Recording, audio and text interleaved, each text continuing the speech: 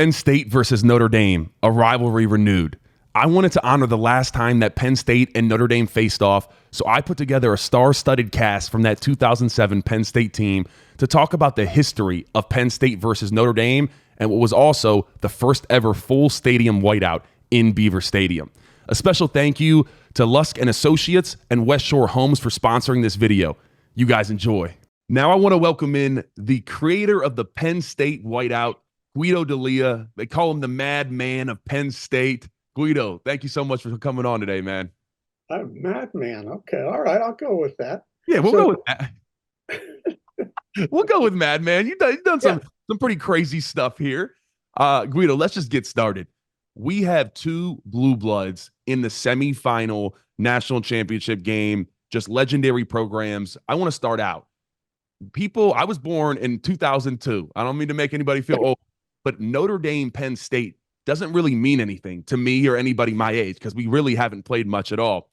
Can you just take me through what does Penn State versus Notre Dame mean to you? Well, as a kid growing up in Pennsylvania, Notre Dame always was holier than thou, and that very competitive, and we were in the shadow of that for so long. And rightfully so. They were really good for a very long time. And then when Joe came along, we started to build ourselves back up, and we were competitive with them. And we scheduled ourselves for a number of years. It was a great series. They were an independent. We were an independent. We both needed big games. TV was coming on the landscape, and so that was it. So it was really a pretty dog rivalry. They always were able to recruit Pennsylvania, especially in the Catholic schools. And so we lost a lot of like Ricky Waters and the Ismail brothers and to name a few. And so it was always like, and so when we really got on a par with them, it really just heightened that whole experience. And then the latest series we had in 06 and 07, we went up there in 06 and with Brady Quinn and Sir Margin and those guys, and they beat us. And it was a tough loss. I mean, they beat us handily. And then in 07, they came back into and walked themselves right into the first whiteout ever.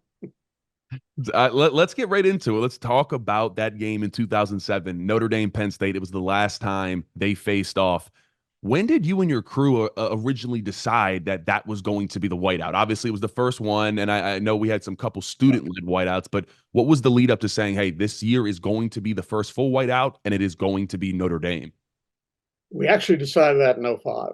I mean, we had that successful whiteout against the student whiteout against the Buckeyes, and we beat them, upset them, and that's the one where our crowd got the notoriety it finally deserved, and it was Herbst Street called it the best student section in the country. It was a subject in the broadcast. The crowd did this, the crowd doing this, the crowd does this, the crowd does that. So it was big, and everyone wanted them to do a whiteout, full stadium whiteout the next year. Hands down, let's go 2006. And I looked at the schedule, and I really felt strongly that whiteouts are something that if everybody doesn't do it the first time out, they're unlikely to do it in subsequent years, or it's more difficult at least in subsequent years because it doesn't feel like everybody's doing it, right? So I held out for the first warm weather big opponent, and that was 2007, second week in September. It gave us a chance to print the tickets in white. In those days, there was nothing electronic. And that gave us a chance to like promote it in the off season because Joe would not allow you to talk about anything else. You had to talk about your next opponent. And then when that first game, people were leaving that first game, we promoted it as they exited. There's no way you got out of the stadium without somebody telling you to wear white, reminding you to wear white next week, driving away, et cetera, et cetera. So it's part of the way we can ensure it because it was one thing to get 20,000 students in white. to get the other 80 was our concern, and Yeah. it worked. Absolutely, I'm sure, and think of it now. All we have to do is Coach Franklin in his post game presser, just say I need whiteout energy, and next thing you know, there's a whiteout, or Penn State football's account just has to throw up wear white on Saturday, and everybody's in white. But it didn't used to be that easy, huh? You didn't have the social media that you have Yeah, now. give credit to our fans. They're just amazing. I mean, they have adopted this. It is part of their brand to be in white. They'll go to away games in white, and I hope we we get them to go in white in Florida. Yeah, They need to show up there like that. So when they show up in their whites, no one gives them. We never gave away a shirt and whole whiteout sequencing of the student whiteout and the other. That's like 100,000 people showing up in white. It's like it's amazing. They are amazing, and they're a force to be reckoned with. When they're in that unity feel in the white, they're tough. They're tough to deal with. there's nothing louder, Guido. That is for sure. And I love that you said you can't rush perfection. You looked at 2006 and you said, you know what? It's not there. Not there. It's not meant to be. And that is why, listen, I know you don't like it, but Guido D'Elia deserves a lot of props for what Penn State is today. So much respect to you, Guido. But let's get into how this first full whiteout became a night game. Originally it was going to be a noon game. Walk me through that journey of trying to work that game out and make it at nighttime. This is also something that can happen again in these days. Unfortunately for Pat Kraft and the rest, their hands are pretty much tied with the way the TV contracts are, and all of the bidding that goes in with that. Like it's almost like a lottery system. There's not much he can do with it. But back in the day, you could have conversations. It was just ESPN. And ESPN came to us and said, we don't want to, but we're going to have to put you at noon for that Notre Dame game. And we were hoping for night, and we were hoping for, because we just thought that would be better all the way around. Joe really wanted a night game. And so we got ESPN on the phone, Tim Curley and I, and tried to understand what they had. And it was one singular guy, a guy by the name of Dave Browning, and he ran it all. It was just like, going to Dave Brownie's little corner store and saying, "Hey, Dave," and he had NASCAR commitment on that day at 3:30, and he had a SEC commitment at night. So he said, "I got nowhere to put you." So I'm going to put LSU at 7. I got the commitment.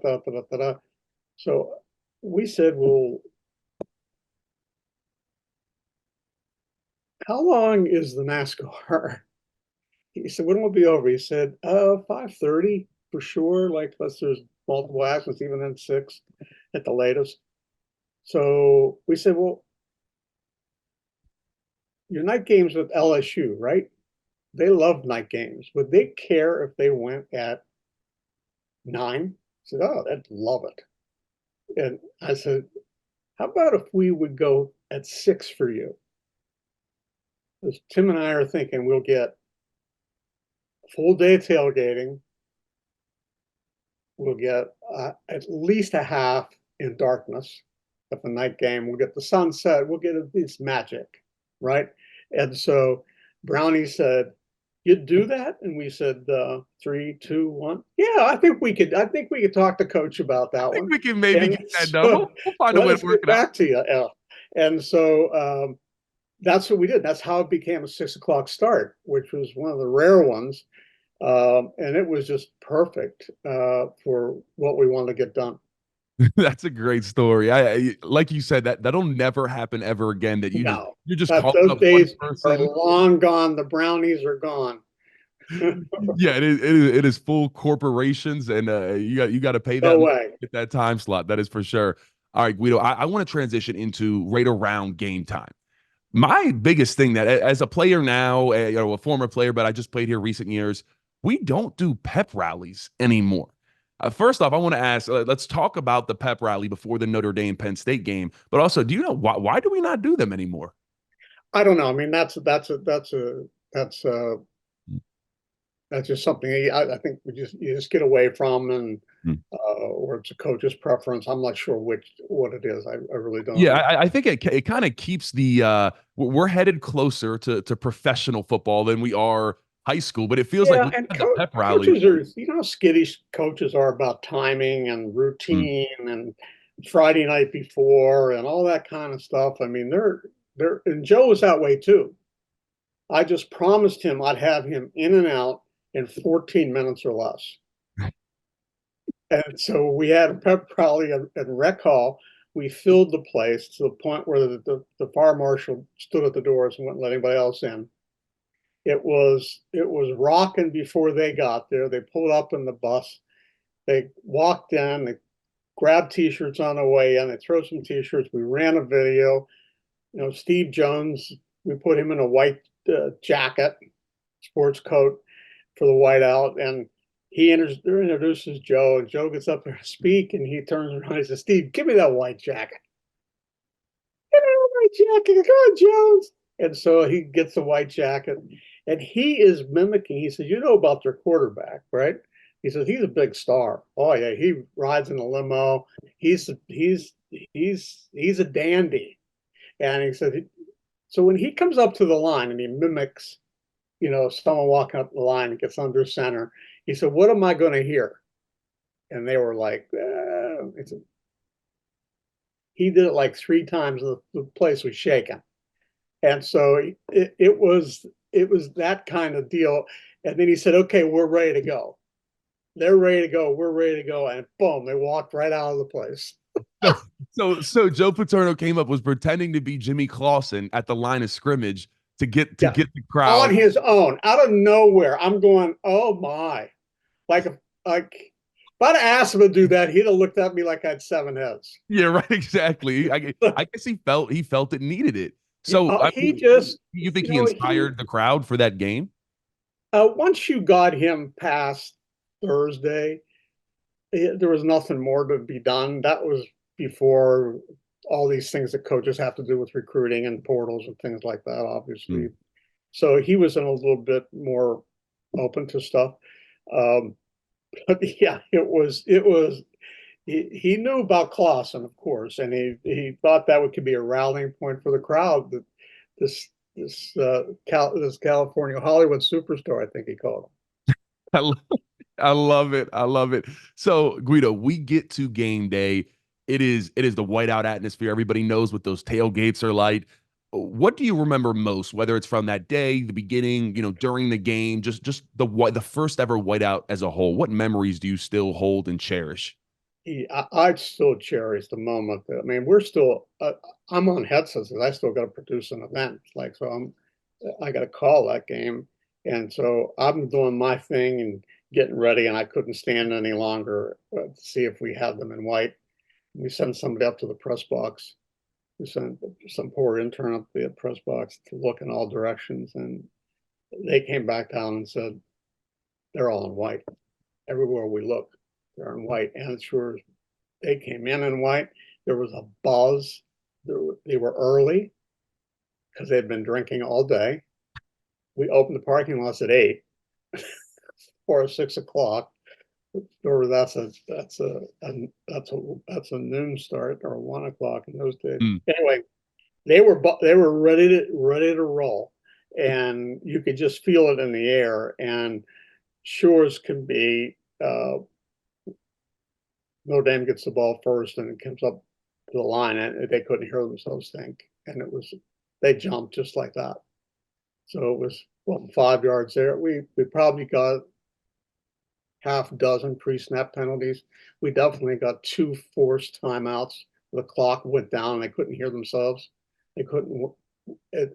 They changing up at the line of scrimmage was no, can't be done. Um, so our crowd was just electric, and they came to win. They came with purpose. The fact we got beat the year before just amped it up even further, and the fact it was Notre Dame just made it made it be that much more special. Yeah, there's no better feeling when the crowd, as a fan, you get to impact the game because you're not, there's no other way. You're not on the field. You're just there cheering, but that is a way to really change the game. And the Penn State fans have been doing that for a long time. That was my moment when I decided that I was committing to Penn State. No doubt was the 2019 Michigan whiteout, who also, they had to use a timeout on the first play. Notre Dame false started in 07 on the first play. Michigan had to use a timeout. So Penn State fans have been impacting these games in Beaver Stadium for a while. All right, last thing I want to talk about, Guido. We haven't played Notre Dame in forever, but I like you said, if you're older, that was one of the rivalries in football. Why don't we play anymore? I think part of that is teams are rewarded for softer schedules. They're rewarded for no losses, right? So I think that's an element. I think I don't think Notre Dame appreciated some of the things that occurred um, uh, during that last event in 07. Our fans got a little rowdy, huh? Notre Dame has a ritual tradition that their band marches through the tailgate to the stadium, Oh no no. matter where they go, home and away. And we tried to tell them not going to work at like 5 o'clock in the afternoon after the parking lot's been open at 8. And that's just not going to be good. And we gave them a couple alternative routes, and they were no, no, no, and they insisted marching right down through. And you can imagine what they saw and heard, and what happened. So that was unfortunately unpleasant. And so I think there were things like that. I'm not sure how our fans behaved. Usually our fans are very well behaved, and treated an opponent well. So I don't know if that was it or what the deal was. But Notre Dame kind of like went into playing Michigan and or whatever and held that pretty strongly. We were kind of like out. So Right. I think we're back now. Good. So Well, we definitely are back. I mean, it's you're out, but we found you yet again. And oh, so I think I hope our fans go down and take over the Hard Rock. And they better be ready, because I think the Notre Dame folks who have been away from the table for a long period of time, this is important to them. Not that it's not important to us, but we have had success in the recent time. They haven't. right. This is their moment. We're going to have to go take it away from them. Our fans are going to have to beat their fans. There's You're, just no question about it. They better come in prepared to do that. you're damn right on that, Guido. There's going to be a battle on the field at Hard Rock, but there's going to be a battle in those stadium seats. Which fans are going to bring in more? And I know it's going to be Nittany Nation. Guido D'Elia, the creator of the Penn State football whiteout. Thank you so much for sitting down with us, man, and enjoy the game this coming Thursday. Go get them. Awesome. All right, we're through. Do you want me to keep recording? You guys going to chat for a little bit, or? No, I mean, Guido, you enjoy your Sunday, man. I more than appreciate it. I will It's fun. we will put this, I'll send you the link to this. We were gonna put this out.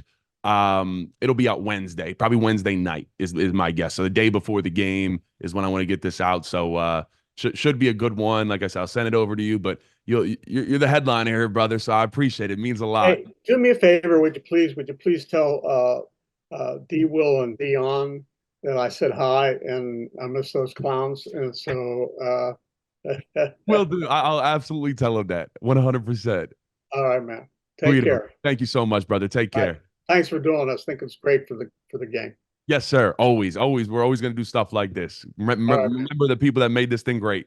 Guido, have a good one, brother. Thank you so much. Now I want to welcome on third round NFL draft pick, former walk-on turned superstar, one of the best wide receivers to ever do it at Penn State, Deon Butler. Hey, appreciate it, man. Thanks for having me on. Absolutely, Deon. Thanks for coming on, man. How's everything going? Everything good down there in ATL? Man, everything is great. I'm a week away from seeing the boys down here in the national championship, right? So everything is good. Just excited. I'm ready to watch the game this week and, do our thing. And then it's at Mercedes-Benz in Atlanta, the national championship. So I'm looking forward to seeing them there. I love it. The confidence. We got to have it. It's an old rivalry renewed, Deon, and you know a lot about it. So let's go back to 06. And when did you guys as players find out? Like, when did you know you were going to play the home series in 06 and 07 against Notre Dame? Was that something that was talked about amongst players in the locker room? Or like, when did that kind of come about? You know what? It kind of came about kind of like a little bit out of nowhere, at least for the group that I was with, with the team, the guys. It was like, all right, well, playing Notre Dame, but obviously, right, very storied program. So once we heard about it, it was like, oh, bet, that's what's up. Like, especially in college, right, when you've been to different stadiums or you're going to the different ones that you've watched on TV, right? You've watched Notre Dame on TV a lot, but they're not in the conference, so you don't always get a chance to play there. So it's like, hey, man, we're about to go to Notre Dame, like the striped end zone and stuff like that. So it's like, yo, we about to get it cracking out there. So guys were excited for it. I bet. I'm sure, because that's what's crazy for me. Like I said, there's a couple other guys. Like, I was born in 2002. Like, Notre Dame, Penn State, I don't know anything about that. To me, they basically never played in my lifetime. So I'm like, I don't really know nothing. I was 5 when y'all played. So it's cool to see, especially the older folks, like how much this game means to them. Especially, in the state of PA, it's gonna get a little unchy Thursday night, no matter the outcome. That is for sure. But obviously, you guys dropped the game in 06 down there out South Bend. But come back. Would you say there was a little bit of a chip on the shoulder in 07? Oh, man. Absolute chip on the shoulder. Absolute chip on the shoulder. Because to be honest, right, in 06, they beat us up pretty good out there. But just 2 storied programs, right? Like, people grew up knowing about Penn State. People grew up knowing about Notre Dame. And it was just one of those things. It was such a big game, and we were excited to have that opportunity to have that moment to play. And obviously, we didn't show up well that first time around. So it was like, all right, when they come back, it's on. And especially right at Beaver Stadium. It was that first whiteout, man. It was bonkers. It was like, hey, we've got a chip on our shoulder, and it's about to go down out here, man. It dang sure did, Deon. So talk about the first whiteout, the first full stadium whiteout at Beaver Stadium. When did you guys hear about it? Because it's different. Like, nowadays, like a whiteout gets announced, whatever. Like, we're sending to each other on DM, on text. But back then in 07, like, that wasn't really what going on. When did the players hear about it? And like, was there talk in the locker room like, yo, this is going to be crazy? Or what was kind of the vibe of the whiteout being announced? So it was like our marketing team was talking about, right? Like, oh, we're going to have people wear white. And, it was kind of just something that was mentioned at first. And then it kind of grew a little bit bigger of like, hey, man, make sure you're going to, we're going to send out this marketing, tell everybody to wear white and, the student section and this and that. And it kind of just took on a meaning of its own, but it wasn't until you got there, right? Because it was the first one. It wasn't until you got there where you actually saw where you're like, oh, wow, this is a real thing. And I think everybody embraced it, players, the fans and stuff like that. And I don't even think you could imagine what it, became all the way until today and the tradition that it'll continue to be, because it was just kind of like a marketing thing, right? Like, they have like we're going to do a blue S in the stadium. It started something as simple as that of like, hey, just wear white. And now it's like, it's our signature. It is. Yeah, it is. It's Penn State. And that's what I was saying when I was talking to Spider too. It means something to Penn State fans that is the expectation. There's an expectation set for the fans here at Penn State that, hey, when you come to the whiteout, you're impacting the game. And there's not a lot of other places where the fans have a true impact. I mean, it's talking about the game itself. Notre Dame's left tackle false starting on the first play, forced timeouts, all that type of thing. I guess, like you said, you guys didn't really know what to expect, because now you see it on TV, you see it as a recruit, you know, kind of, it's still being in it is surreal. But you guys coming out of the stadium, out of the tunnel, you didn't know what to expect. Like, so I know warm-ups, you go in about 20 minutes before warm-ups. Right. I see it start to like filling up and you're like, oh shoot, everybody's wearing white. And then when you came out, like, what was kind of that process of thinking, is this gonna be the real deal? Right, and that's what I said. So, right, it starts like on campus with the, wear white, and you see some of the marketing tools and things like that, and you hear people saying it, and people got to go find, a white shirt, and like, hey, we're gonna give out white towels or different things like that, pom poms, and then, like you're saying, you get to the stadium, right, that bus ride, and you're like, huh, like, okay, like a lot of people are wearing white in here, and as we go into the locker room, and then you come out the locker room, and some people in the stadium when it's early, right? Not a lot. So you're like, okay, like they read the room. They took the message, like they got it. Boom. And then you go back in, and then by that last time we came out, when it was like, all right, helmets on coming out, you're like, yo, like the whole stadium got white, and they are rocking right now, bro. Like, it is like, this is a thing. Like, wow. And so like coming out the tunnel that first time to that and that noise, and then obviously, right, our fans wanted this moment as well, right? It's, hey, let's just like we always do. Penn State has pride about, hey, when a team comes to Beaver Stadium, especially someone like Notre Dame hasn't been in a long time, if ever, like, yo, they're gonna feel this. They're gonna know what this is. And like coming out to that energy and then having that all white out cry is like, man, this is crazy. Like, this is a thing. And I just remember kind of like coming out the tunnel, feeling like a recruit, even though I've been at Beaver Stadium, it was still a new feeling of like, this is a whiteout. And like, just, I remember like looking at Jordan and man, like, yo, it's going down today. Yo, like somebody about to have 100 yards. Yeah, you're right. Exactly. Just that, because it's crazy because other schools have tried to replicate it with their school colors. Maryland, the blackout, it doesn't have the same look to it. The white is just like mesmerizing. It has a different effect. It's almost hypnotizing to the opposing teams. But Deon, I want to talk about the game for a second itself. I've asked. I'm talking to all the players. The Jerome Hayes on the punt, where they take dude's helmet off. They're throwing haymakers at Jerome Hayes, and it's like, dude, how is this allowed out here? So I mean, they throw the penalty, but it was like, okay. And at the time, it was 7-0 Notre Dame. Did that kind of change something? You guys like, all right, nah, we're not letting this happen again, especially not here on our home turf.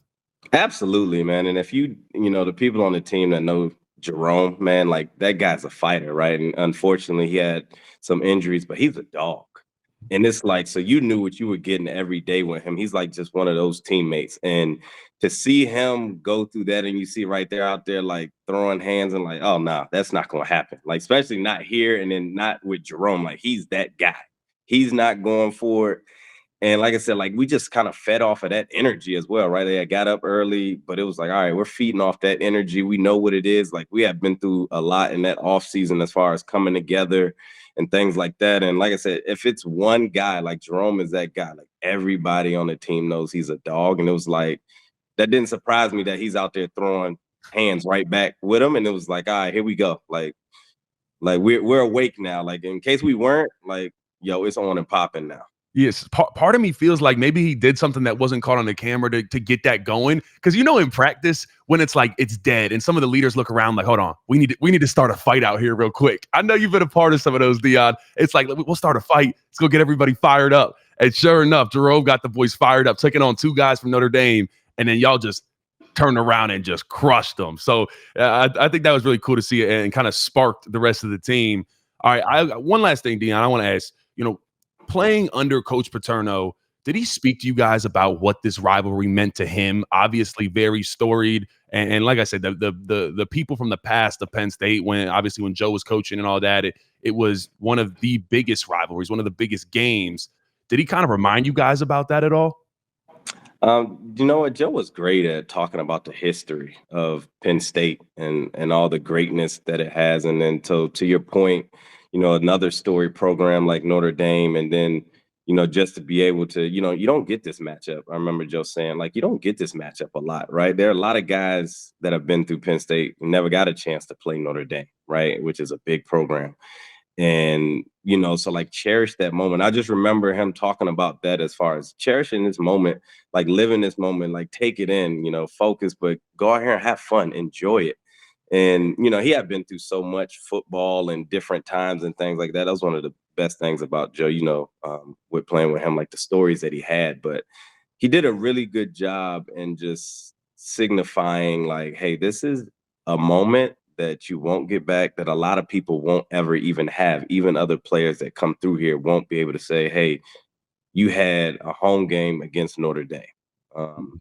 So to be able to do that and to be able to catch that magnitude, he did a great job of talking about that and keeping us focused in on it. And I think we all bought into that of like, man, this is a moment that we're glad to be able to be here. We're happy we're going to take it in, and we about to rock. Yeah. And Deon, I think that's a great message from Joe Paterno right there to the fans right now. We're in the semifinals. It's 4 blue bloods. There's an opportunity here for the ages, but we got here. And you got to be in the moment a little bit. Enjoy it. Not everybody's here. It is. I'm getting goosebumps even saying it right now. I feel them going down my spine, my arms. Yep. It's surreal that we're even in the semifinals. So I think that's a good message to the fans. Just don't forget where you're at, be where your feet are at, and really just enjoy this game for everything that comes with it. So, Yep. hey, That's literally what I said. Some of what I said to the team about, hey man, enjoy this moment. This is a big moment. But it's the same game you've been playing since a kid. This is what you dream about, right? The lights get bright. Here we go. Let's go. And to your point, like, man, you're here in the semifinals, man. Like, a lot of people never get this opportunity. Like, let's take it in, love it, have fun. Let's go ball. let's do it. Let's do it. Deon, I'm excited, man. Thank you so much for coming on. Really appreciate it. Penn State legend forever. All right. Thank you, man. Appreciate it. We are. All right. Now I want to welcome in a very special guest. He was the #1 recruit in America, All-American, former Penn State captain, Derrick Williams. How you guys doing there? Appreciate it. Thanks so much for coming on, Derrick, man. I appreciate it. No problem at all. How's everything going? It's good, man. Getting some cold. I'm out in Houston, Texas. I live, me and my family are out here in Houston. So we're getting that cold that you guys are getting right now. I'm not used to it. We've been out here for about 5 years now. That's what's up. Yeah, dude. The snow is coming all over. It was the East Coast, and then I saw Texas was getting hit. So definitely try to stay warm down there for sure. I'm trying. I was trying to go out to the golf course, but it's a little too cold out there for me right now. Right when it get about 50 or so, you're not going to see me out there. You're cutting it right there. We'll get on the link soon for sure, Derrick. Listen, this Thursday, one of the greatest rivalries in college football history is getting renewed. Yep. Last time we played was the 06-07 home series. You were obviously a part of both of those games. What did playing Notre Dame back then, what did that mean to you as a player at the time? But also, what does that mean now, being able to look back with that kind of perspective, not just being a player at the time, but being able to be where you're at now and see kind of what that rivalry really did mean? Oh, man, just the history behind both programs. You think about Penn State and you think about the history that we all created with Joe and all that other stuff. And then you think about Notre Dame and the history that they had. I think for a amount of time, Notre Dame didn't have the names on the back. We didn't have their names in the back. It was all about team. It was all about our history. It was all about our fans.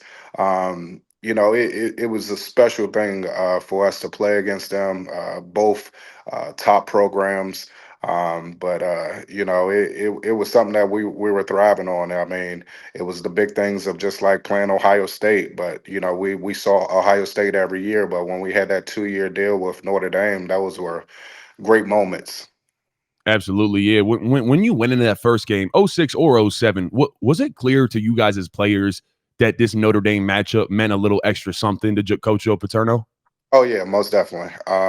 It was, hey, we're gonna have to strap our boots up. I think every year when we were playing, everybody would get excited for the Michigan, everybody would get excited for the Ohio State. But Notre Dame was right there on that list, and it was like, hey, this is one of our games that, is not in our conference, but this is a big time game for us. Yeah, it absolutely was. And then obviously, so we dropped the one in South Bend in 06. Coming into 07, we dropped it. They beat the mess. Everybody asked me what's the worst I ever been beat. I was like, that game right there. That game. I think that they knew. We were always known for our speed. They didn't cut their grass or anything. Like, it was just a bad game for us all the way around that game in 06. I love that he said they didn't cut the grass. No. They did not cut the grass at all. What would you say then? So coming into 07, was there a little bit of chip on the shoulder? Like, we can't let that happen again. Most definitely. I mean, the thing is, the guys that I came in with like Justin, with Deon, with Navarro Bowman's, and all those guys like that, we didn't lose that much. And like in high school, I wasn't familiar with it. So like coming from 05 and then going in 06 and getting spanked like that when we went to Notre Dame, 07, I was like, oh, we're not going through this one. So it was a lot that we had on our shoulders of saying, hey, we're going to prove everybody wrong. We can play with these guys. And it was something that we took personal because they did, in 06, they got our number, but in 07, we had to tag them a little bit. Yeah. You talk about, wanting to kind of get that revenge. I think the fans wanted it too. Talking about the first ever full stadium whiteout in Beaver Stadium. Walking out in 07 against Notre Dame. Now, I talked to a couple other guys about this that we had on, it's different because like for me as a recruit, other people, you've seen the whiteout on TV. Some recruits got to experience it, but no one had seen what a whiteout was prior to that. Walking out from the Beaver Stadium tunnel, what were the feelings? Like goosebumps? Did it feel surreal? What was going through your mind? I mean, here's the thing. Every time you play a big game in Beaver Stadium, you're going to get the goosebumps. But it was extra this one. You know, I can remember my freshman year, '05, we played Ohio State, and it was like I had almost like an out of body experience where I was just like, what the world is going on? But Notre Dame was even higher than that because seeing everybody together in that all white, and then, they're playing that zombie nation of, like that thing make you go a little crazy in the football world, So I was always a guy that was extra hype. So it was just like, that was just like my atmosphere of being there. And I was like, I got to show up today. Yeah, and that you did. Let's talk about it. They had the pick six to make it 7-0. We Yep. need an answer. You're back there, punt returner. What do you remember about that play? Walk me through it, Derrick. No, you want to know something? It was a little bit before that. So we were a close knit group, and I remember they got a penalty because they kind of did a little extra to Jerome Hayes, and Jerome Hayes was a leader of our group, especially a leader of our class. He was one that everybody respected. And when you see your brother like that, and it's like, hey, they doing a little extra, you like, okay, if this is what we're gonna do. So I went out and I was like, look, I'm not fair catching it. I'm not doing none of that. I'm gonna run and I'm gonna try to set up this thing and we're gonna win this game. So really, it was just like an attitude that I had of they disrespected Jerome, and I was just like, nah, we're not gonna do that. Like it's not gonna happen that way. So I was just like ready to go from there. And I think just that moment, I think they are like almost awakening the beast from that moment as far as when they did that to Jerome to our whole team. Because again, the year before that, it was like, man, they kind of embarrassed us at their home field, and I was like, oh no, not here. It's not gonna go down that way. And then they kind of waking the beast when they did that to Jerome. Yeah, that's what we were talking about because it was 7-0 when they did that to Jerome Hayes, and I didn't know anything about this game, Derrick. So I'm sitting down, I watch. There's a cut up. It's like 43 minutes. It's the full game on YouTube. And Bro, boy, you ain't know nothing about the game because you was like 3 years old. well, I said it this way. I tell people I said I was born in '02. They're like, what? Dude, Yep. I was still in diapers while you were turning up on. But it feels like there was like a flip that was switched after they jumped Jerome Hayes. He was taking two dudes on, helmet off, swinging. It was like I was like, all right, so this is a fist fight. And like you said, yeah. I was watching your punt return. As you mentioned, you probably should have fair caught that. Like considering how close they were to you when you caught it, they were right there. But like you said, you had that mindset. I'm going to house this one for the boys, at least set them up. And then you did the rest, bro. So that was a huge influential play in Penn State history.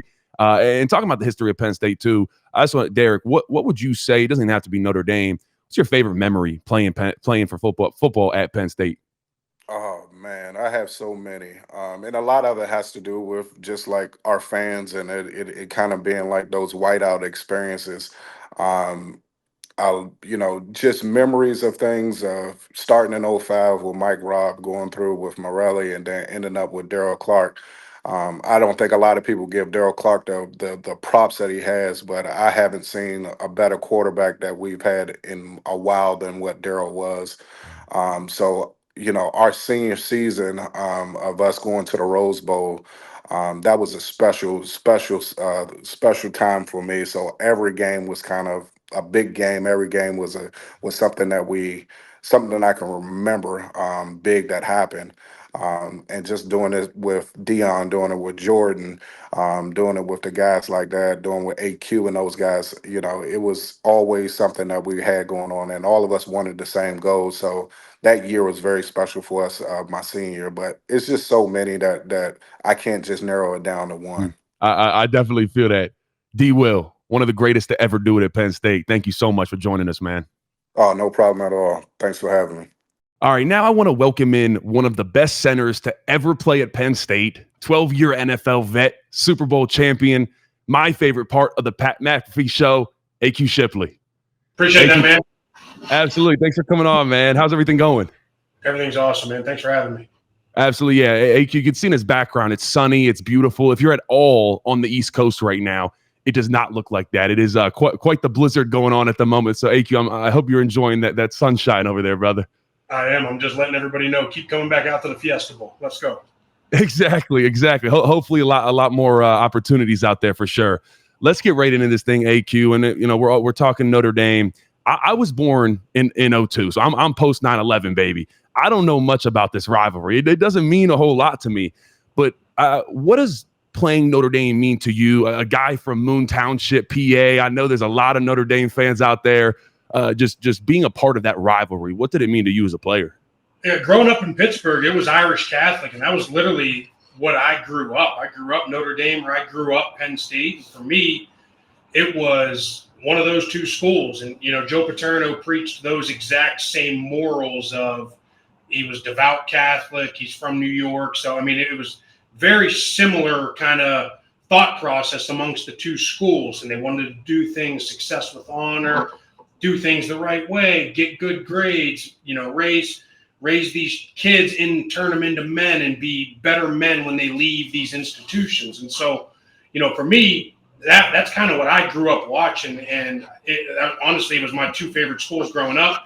And then Rudy, the whole movie. And I can recite almost every word from that. So for me, those two schools were huge. And then also when I was getting recruited, Bob Davie was the head coach at Notre Dame who graduated from Moon High School. So there's a lot of little intricacies there.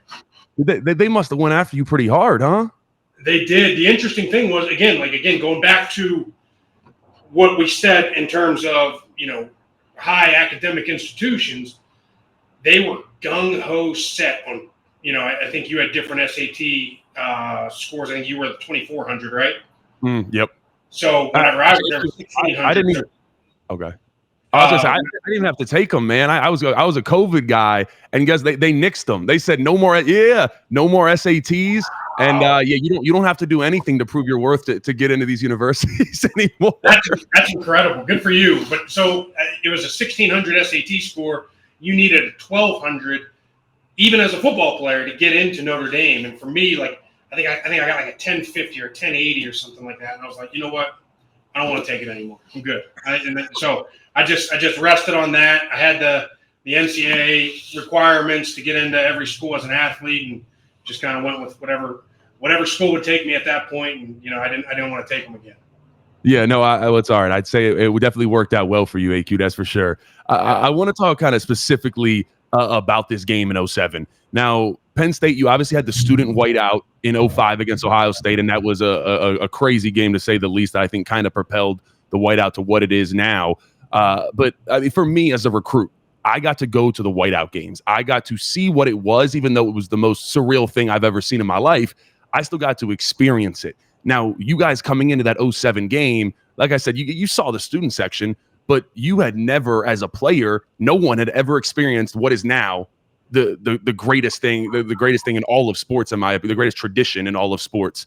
What was that like walking out of the Beaver Stadium tunnel into that first ever official whiteout?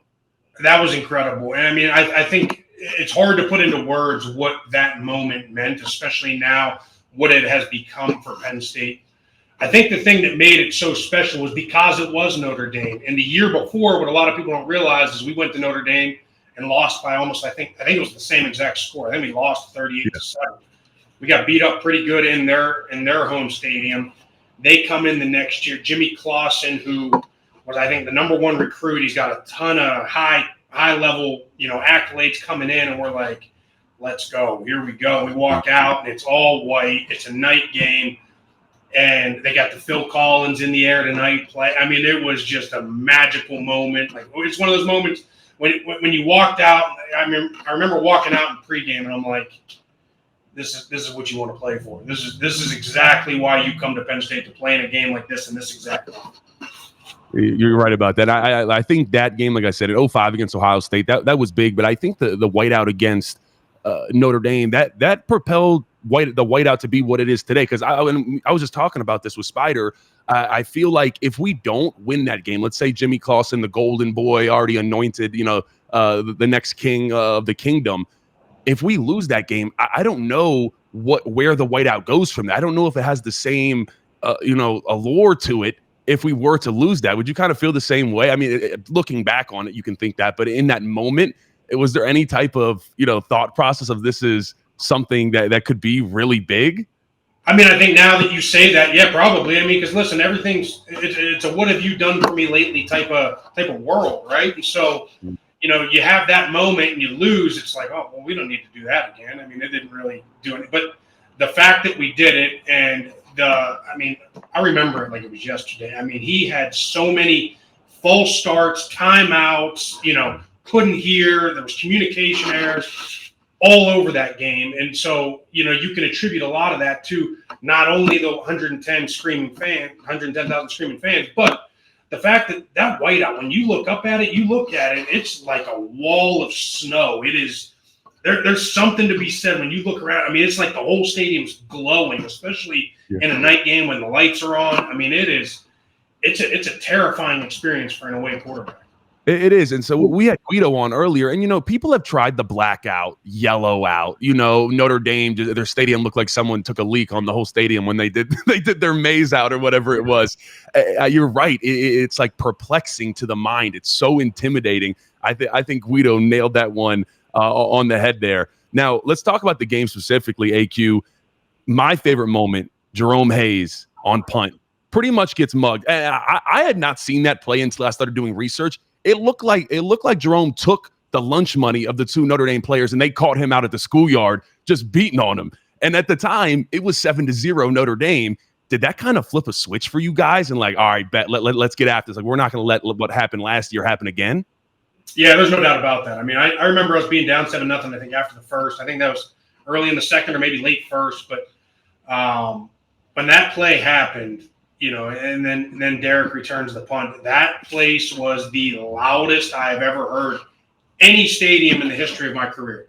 And when that happened, it was like, all right, here we go. And listen, we had a lot of hype coming into that season too. We had an unbelievable offense. I mean, off that team. I mean, I think you tweeted about it. I mean, there was a ton of talent on that team. So it was like, if we don't do something with this team, I mean, this is going to be an epic failure. And so, I don't know if we're feeling a little pressure. It's a big moment. And I say this all the time, right? In college football, you look at the Texas-Georgia game down at Texas this year, right? And Texas goes out and lays an egg. I think more often than not in these big matchups, high-profile matchups, big atmosphere, big energy games, the home team comes out and doesn't know how to handle it properly in a lot of cases because they've never been in these situations. The pros, you've been in these situations. This is what you're born to do at that level. When you do it over and over again at the NFL level, we get these primetime Sunday night games.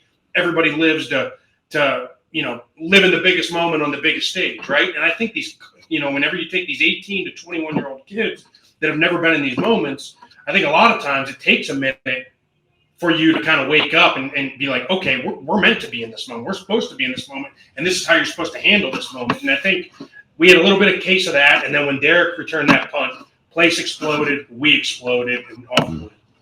Yeah, well, you guys did it. The offensive line, you got to give some. I was talking to Wisniewski this morning. Actually, you guys took him for 160 on the ground. Was it how do you remember that defensive line at all? That front seven, were they giving you guys any problems? How did that kind of go?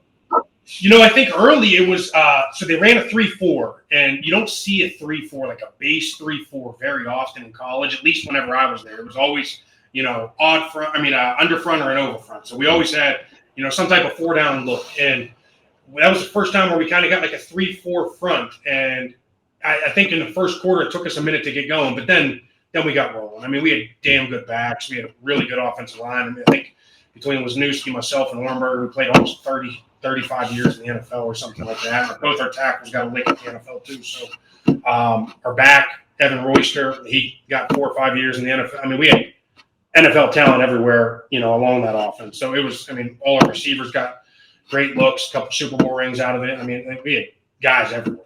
Yeah, as you said, I'm looking. I'm like, all right, what do I want to do to honor this game? So it got to be the last game that we played Notre Dame.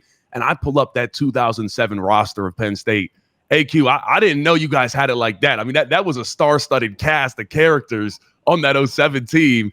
I think it was really cool to see that, and how many guys, like you said, went to the NFL and had a really big impact. But last thing I want to talk about, AQ, obviously us playing Notre Dame for 10 plus years, but that was back 80s, 90s. Could you get a vibe from Coach Paterno that this game meant something a little bit more, especially to the guys that like Joe and other people that had been around those previous matchups against Notre Dame? Yeah, 100%. Like I said, I think I mentioned it earlier about the fact that, Irish Catholic, and that's what Paterno was. He was true devout Catholic. And, I think whenever you think Catholic in college football, what do you think? You think Notre Dame, right? And so that was kind of his, that was his rivalry. And I think he got along. He was really good friends with Lou Holt. So there was a really good friendship there, but there was also a really good competitive rivalry there too. So, whenever that game popped back up on a home and home, I mean, you could tell that those two games really meant a lot to him. Yeah, no doubt. It was great, and here we are, rivalry renewed. Had to happen through the college football playoffs, but we are back. AQ, thank you so much for joining us, man. I really appreciate it. It means a lot. Appreciate it. Let's go. We are. All right, now I want to welcome in over 30-year equipment manager for Penn State, Spider Caldwell. Spider, thanks so much for coming on, man. Hey, Landon, my pleasure, buddy. My pleasure. Always great to talk to you. Absolutely. Yeah, we've had Spider on the channel. Wow, this might be like 5 or 6 time now here, Spider. We're moving along with Spider's becoming one of the favorites on the channel, and rightfully so, with these amazing stories. So I'm excited to get into it with you today. I don't think anybody else better to talk about one of the most historic matchups there ever has been, and it is finally renewed. It took some time. Last time we played 2007, and we are here through the college football playoffs. So, Spider, let's just say first, playing Notre Dame in 06 and 07, having that home and home, what did that mean to old school Penn Staters? Because that was the first time they played since '92 at that point. What did that mean to you guys? Oh, well, and just to kind of set the scene, I mean, for me personally, like I said, in the old school Penn Staters, I mean, I was thrilled. I was so excited myself personally, and I know everybody else was too. Because like I said, to set the scene. I mean, we started playing Notre Dame in '81, and I came in '83, and I mean that was Notre Dame back in the '70s, mid to late '70s and through the '80s was Notre Dame was it. I mean, they were the Alabama, they were the Georgias, and Clemson a few years ago, whatever. But they were the team to beat, and just the legends of Notre Dame, and so we had really a rivalry going with them. I mean, we talked about the Pitt rivalry, which was always and still was a big rivalry for us. Pitt obviously, but Notre Dame was really as big of a rival as Pitt. I mean, we had they were the next to last game of the year every year, and we just really built up a great that great tradition with them. And that 12-year period from '81 to '92.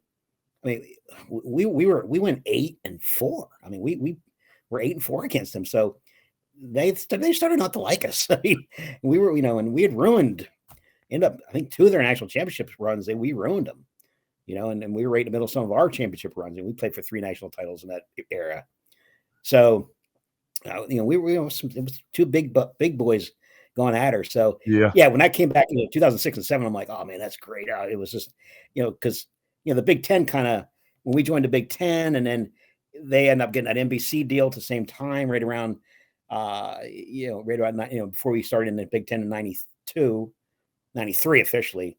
A lot of people think, well, Notre Dame ended up getting out because of the series because we were joining the Big Ten. Well, that really wasn't true. It was because I think they were getting tired of us getting beating them. So they wanted out of the series. Yeah, you take the downs, and we see now you don't really get too many rewards for playing good teams. And Notre Dame saying these dudes are knocking us out of the national championship contention every year. I don't want those problems anymore. So yeah, Joe was causing some problems for Notre Dame. So let's talk about it. Even the guys probably on that 06 and 07 team, some of them probably didn't even really understand what this rivalry meant to people that have been here. Let's talk about Joe Paterno. being around him, what did playing against Notre Dame mean to Joe Paterno?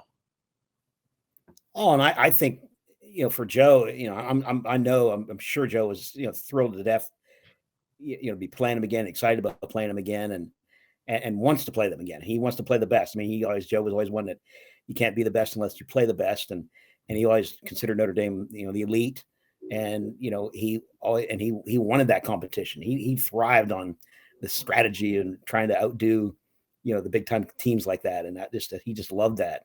So I know, I'm sure he just was thrilled and excited to do it. And it's two great iconic programs going together, and the exposure. I mean, you play Notre Dame, like it or not, they still have the world alumni base and fans base that, you get the exposure from that as well. So, and like I said, Penn State had its own traditions, and I think Joe loved that clash and loved the challenge of it. So I'm sure, he was thrilled to be playing that. And it's a shame I'd love to keep it going. I mean, that's what it would have been. It's been be great. But yeah, no, we're back. The college football playoffs brought us back to having just really 4 blue bloods in this college football semifinals. And like you said, I'm sure it meant so much to Joe of what that rivalry meant, just because of, all the, talk about PA right now. There's going to be fights, Spider, no matter the outcome, up in Scranton, Pennsylvania, all the way out to Pittsburgh. It is Notre Dame and Penn State crossover this coming Thursday night. Spider, I've heard whispers from different players, from you, coaches, Joe Paterno's speech before Notre Dame. Walk me through that. It's considered by a lot of players the most legendary speech that Joe Paterno's ever given pregame. Walk me through how did that come about, and kind of what did Joe say there to the team? A lot of times when Joe did his speeches before the game, they were the night before the game at snack at the hotel, right before the guys went to bed. We'd have the snack, and he really liked to be a storyteller. Then he really liked to get into, telling the guys the history and whatnot, and of the rivalries and whatnot. So he always loved to tell the guys when we go to South Bend for the first time with a new group of players. He wanted to tell them the story about the first time that Penn State went back in 1982. Okay. And he tells a story. So, picture yourself, you're sitting at snack the night before the game, ready to play big time, Notre Dame in their stadium. And we land, and Joe gets off the bus at South Bend. And so the reporter comes in and gets in his face and saying, "Coach Paterno, what's it like to be here in South Bend at Notre Dame, where there's such great tradition?" So Joe gives him his politically correct answer, and okay, so he gets on the bus, and we head to the hotel. So we get to the hotel, and Joe gets off the bus. There's another reporter in his face. "Coach Paterno, what's it like to be here at Notre Dame, where there's so many great former players have been?" So Joe gives his politically correct answer again. In the hotel he goes. So the next morning we get up, we head to the end of the game on the bus, and Joe gets off the bus at the stadium, and here comes a reporter in his face. "Coach Paterno, what's it like to be here actually at Notre Dame Stadium, where there's all this great history?" So again, Joe gives a politically correct answer to him and humors him. And in the locker room he goes. And by then the players are in there starting to get ready and dressed. Joe goes, "Everybody gather in. Get up here on me." So everybody gathers around him. He says, "You know what? I'm tired of hearing about Notre Dame tradition and their great players and all their history." He said, "The 4 horsemen aren't coming out of that tunnel today. Newt Rockne and the Gipper aren't going to be on that sideline today. These players put their pants on one leg at a time, just like we do." He said, "You know what? At Penn State, we've got great tradition. Here at Penn State, we've got great former players. And you know what? Also at Penn State, we got some pretty darn good history too. So you go out there today and you make Penn State history." And I don't know how the guys went to bed that night. I was like, you're ready to bounce off the walls. Yeah, I'm ready to run through a brick wall. It doesn't matter. So it was, and then that just reminds me of, and when I first heard that speech back in the early 80s, but I knew he was going to give that speech again in 1990 when we were at South Bend, and they were number 1 in the country in 90. And so we were ranked like, in the high teens, like 17, 18. And so we go there and we're down and he gives that speech that night, and guys are just ready to climb off the walls. So I'll just never forget. We're there, and we're losing 21-0, whatever, or I'm sorry, 21-7, and end up working our way back. Came back, tied at 21-21, and they had about 2.5 minutes left. And Rick Meyer, the quarterback of Notre Dame, started to drive. They were about midfield, and Rick Meyer threw an interception. Darren Perry, who ended up playing for the Steelers, Darren Perry intercepted it, got us down in field goal range, and we kicked the game-winning field goal. And what's so cool about that is the memory I have of that is and probably my greatest Notre Dame memory for me personally was having that kick was special because the long snapper was a former manager that worked for me. An EQ guy. Yeah, the kid, when the managers used to do punting drills, we'd have 3 punters and we'd just line up and just fire the ball to him underhand. But this kid did it in high school, so he'd just get down and fire through his legs. And they noticed earlier on in the year, like, oh man, that kid, he's pretty good. So, and he's a big kid too. So sure enough, our long snapper earlier in the year got in trouble downtown. Joe kind of disciplined him and kicked him off the team, and the backup got hurt. So he said, hey, put some pads on the manager. I want to see if he can snap the ball with pads on. Yeah, he sure did. He fired him back there, and they're like, we're doing it. In fact, the kid's first game he snapped the ball against that year was against USC at USC. And he had a terrible game. He was like so nervous. And he starts the season as equipment manager, ends the season as kind of the hero long snapper. Hero long snapper. So he snaps the ball. So he was the snapper. We had a walk-on wide receiver holder by the name of Bill Spohr, who's a great guy and very successful businessman today. And then Craig Fayak was our freshman, true freshman kicker. And we beat the #1 team in the country at South Bend. So just one of those memories I'll never forget, Jerry. Oh, that's great, Spider. I can't believe that sums up like football back in the day, just grabbing an equipment manager out of the EQ room to play football for you. It's definitely not like that. Things like that don't happen anymore. Spider. I mean, it's our own, that's our own Rudy story. Who needs Rudy? We had our own. Yeah, exactly. Forget Rudy. Look, Spider. We're going to get you to tell that story. We're going to get a movie production going, and next thing you know, we're going to take Rudy over. Forget about it. Especially after we handle Notre Dame here tomorrow. All right, I want to come into the 2007 Notre Dame Penn State game, and it was obviously first ever full stadium whiteout for Penn State versus Notre Dame, the Golden Boy, Jimmy Clausen. He was already anointed as the chosen one coming in. From California, coming in on his limo, all that good stuff. And we whooped them. And it couldn't have been more perfect for that whiteout. But I want to ask, if it wasn't a whoop, and let's say Notre Dame came in here and beat us, and Jimmy Clausen had a great day and showed us up and was celebrating in Beaver Stadium, maybe the whiteout doesn't have the same allure that it has now if it didn't start out like that. Like that set the scene for what the whiteout is. That set the scene for the fact that the fans fans have been impacting the game for a while at Penn State, but it was kind of like in a video game when you're playing at home, you get +2 to your overall. That's kind of where it started, was the whiteout. It was like, hey, we're going to force some timeouts. We're going to force a false start on the first play. Notre Dame's left tackle false started.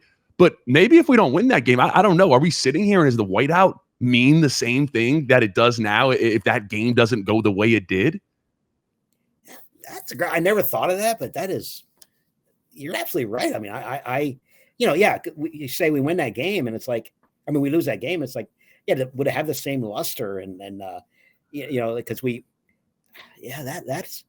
that would be, I agree. I think you're right on there, but I know, because you think about it, it's like oh, this is stupid. I want to do this again. We got beat by Notre Dame last time we did this, and maybe everybody doesn't want to buy in as much. But then the memory the next year was, hey, remember Notre Dame last year, the whiteout, and it was almost. I feel like the fans set a standard for themselves that day in Beaver Stadium. That hey, when we not only have a home game, but when we have a whiteout, we are going to affect this game like no other. Because looking into that sea of white. Oh, it's intimidating. It is so intimidating, Spider. And shout out to the Penn State fans for setting that standard that, hey, this is what we do at Penn State and this is how we do whiteouts. I think it is the coolest tradition in all of sports. Yeah, and it's so disruptive. And it is. And I because, really we used to do those as student whiteouts is how they started out. We did it against Iowa in 2004. It was okay, whatever. But then in 2005, it was supposed to be a student whiteout as well against Ohio State. But we ended up expanding it to, Joe promoted, I want everybody to join the students and wear white when they did. And it was insane. And so I'll never forget after we beat Ohio State in the first, non-whiteout, but became a whiteout. I remember the equipment manager of Ohio State called me up after the game and says, Spider, that was the greatest college football atmosphere I've ever been in my career. And he'd been there for 30 years. And they lost. So he's even admitting it was amazing. So, yeah, I think then with those, those two games, whatever, and then, right, then you're going into the officially first one. I think Guido knew he had something special there with this whiteout idea that I think just the fans just, I think they, they kick it up a notch or two. They definitely want to become, like I said, that 12th man that disrupts. And Kirk Herbstreit labeled it, the student section in Ohio State in 05. That kind of set the scene of Kirk Herbstreit saying, hey, this is the greatest student section in America in all of college football. And I think the fans said, hey, we want to be a part of that too. We're fans, alumni, everybody. It can't just be the students. It's everybody involved. Yeah. And I know Joe challenged kind of the fans, especially in that Notre Dame game, to bring it. And oh boy, they brought it, Spider. Well, they did. And that's what's so exciting because I knew, technically it was the next one after, that one we had. And I just in Ohio State, and I thought we were excited to have another one, because we knew it was something special. And like you said, if we'd have lost, and I think it would have taken the specialness away. And knowing Joe's very superstitious. He would have been like, we're not doing that again. No way. So, because he would have, because he hated to, break the routine. So we probably, and you're probably right on, buddy. I'm sure that was set the tone for it. It was a monumental game, Spider, for sure. And we got another monumental game against Notre Dame this coming Thursday. It's going to be fun, Spider. Can't wait. Well, Spider, thank you so much for everything you have done for this program. We will definitely have you on a lot more in the future. But Spider Caldwell, really appreciate it, man. You're welcome, buddy. Take care, Landon. Let's go. Go PSU. We are. Thank you guys for tuning in to Penn State versus Notre Dame, a rivalry renewed. I love doing stuff like this, remembering the past of Penn State and the people who made it what it is today. We have a great matchup at hand on Thursday night. It should be a really fun one. Thank you again to Luskin Associates and West Shore Homes for sponsoring this video. Love you guys. Peace.